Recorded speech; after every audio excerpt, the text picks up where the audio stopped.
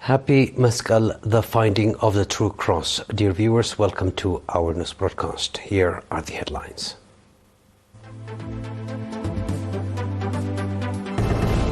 Meskel holiday celebrated nationwide with colorful festivities. Eritrea urges global nuclear disarmament and support for LDCs at UN. Ukraine is 80% dependent on Western aid, Russia's defense minister says. Bolivia considers declaring national disaster due to wildfire. Welcome back. Meskel, the finding of the true cross, was celebrated with great enthusiasm across the country today, 27 September. A prayer service presided over by Abuna Petros, Archbishop of the Eritrean Orthodox Tewahedo Church, was held at Bat Meskerem. The celebration was attended by senior government and PFDJ officials, members of the diplomatic community, and numerous faithful. Simon Beyene gave a presentation on the historical significance of the Meskel holiday and extended his best wishes to the Eritrean people, especially to the faithful, wishing them peace and prosperity on this special occasion. Youth from Sunday schools also performed religious songs in celebration of the event. The traditional Damera bonfire was lit by Abuna Petros, together with Mr. Fisahi Haile, Governor of the Central Region. The participants conveyed their best wishes to Eritreans both inside and outside the country, as well as to members of the defense forces.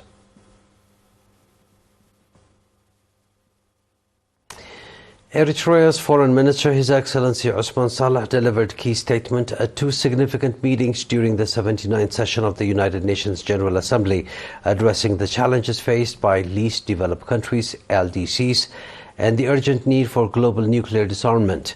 During the annual ministerial meeting of the least developed countries, LDCs, Minister Osman Saleh highlighted the severe impact of global crises such as conflicts, climate change, and geopolitical tensions on LDCs. He emphasized the need for a comprehensive transformation of global partnerships, tailored support, and investment in key sectors like infrastructure and human capital to advance self-sufficiency and long-term economic growth in these countries. Eritrea, he noted, has made significant strides in socio-economic development through community-led programs based on social justice and self-reliance. At the high-level meeting on the International Day for the Total Elimination of Nuclear Weapons, Minister Osman Saleh reaffirmed Eritrea's commitment to denuclearization, calling for global cooperation to eliminate nuclear weapons. He urged nuclear-armed states to fulfill their obligations under existing treaties and emphasized the need for an inclusive security framework to ensure global peace and stability. In addition to his participation in these high-level meetings, Eritrea's delegation, led by Foreign Minister Osman Saleh, held discussions with representatives from various countries and organizations focusing on strengthening bilateral relations.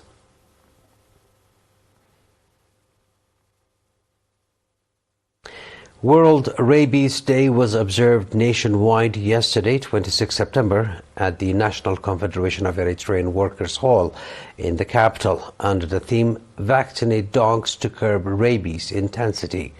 Speaking at the observance ceremony, Mr. Samere Amlasom, Director General of Agricultural Extension at the Ministry of Agriculture, emphasized that the day aims to raise awareness about rabies and promote efforts to contain the disease.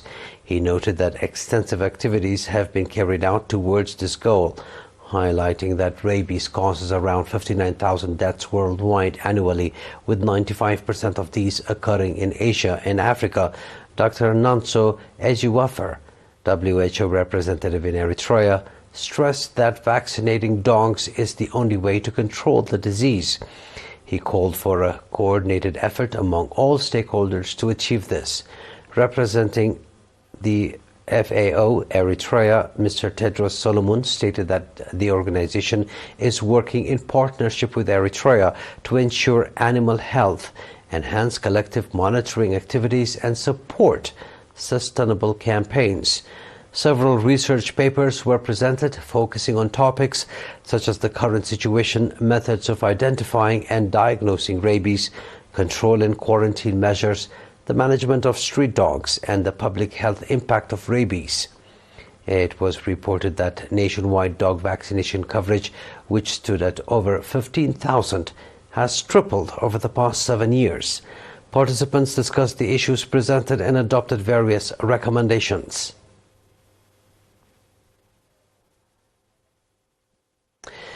Financial and material support worth over 99,000 nakfa has been distributed to 252 disadvantaged students in the Haggaz, Elaborate and current subzones of the Ansabar region.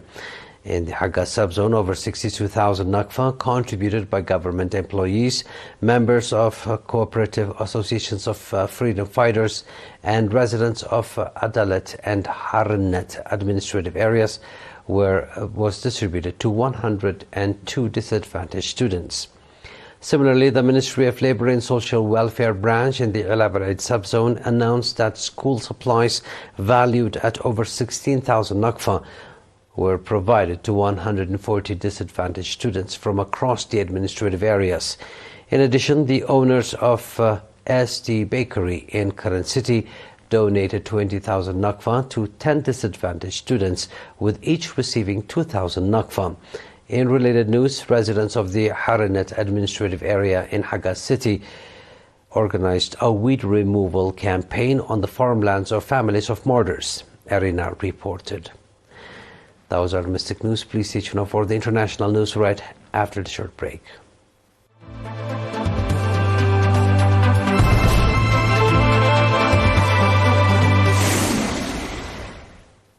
Ukraine is almost entirely dependent on Western military assistance to continue fighting Russia, Defense Minister Rustem Umerov has acknowledged. In an interview with the Ukrainian newspaper Levy Berg on Tuesday, Umerov addressed criticism that the ministry has too many employees working in the field of international cooperation, stressing that aid from Kiev partners is their basis for assistance. Asked what Ukraine's main goals are for the next year, Umerov said Kiev seeks to strengthen its defense capabilities and make sure that operations planned for 2025 could include striking deep into Russia with long-range weapons. Umerov's remarks on the extent of Ukraine's dependence on the West came after Mikhail Podolyak, a senior advisor to Ukrainian leader Vladimir Zelensky, said Kiev had to wrangle deliveries from the West through extremely complicated talks. Russian officials have repeatedly denounced Western arms shipments to Ukraine, arguing that they only prolong the conflict. Russian President Vladimir Putin has said Kiev's military would collapse within a week if the flow of Western aid were cut off. Bolivia's government is considering declaring a national disaster due to wildfires that have razed nearly 4 million hectares of forest and grassland, mainly in eastern Bolivia. Deputy Minister of Civil Defense Juan Carlos Calvi-Montes said Wednesday. Calvi-Montes' remarks came after Santa Cruz acting Governor Mario Aguilera called on President Luis Arce's administration to declare a disaster in the country because there is no way to continue addressing this emergency, and it was necessary to add support, equipment and tools from other countries. Declaring a national disaster would enable Bolivia to access national and international resources more quickly, facilitating the arrival of humanitarian and technical assistance to combat the wildfires. According to the governor, 39 wildfires are currently burning in 15 municipalities, and more than 3.3 million hectares of land have been devastated. Please stay tuned now for a recap of tonight's headlines.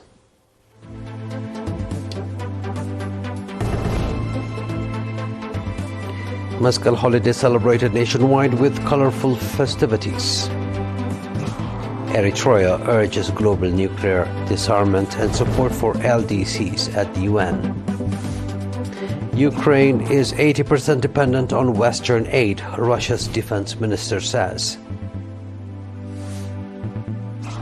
Bolivia considers declaring national disaster due to wildfires. Again, happy Meskel, the finding of the true cross. It is good night from us.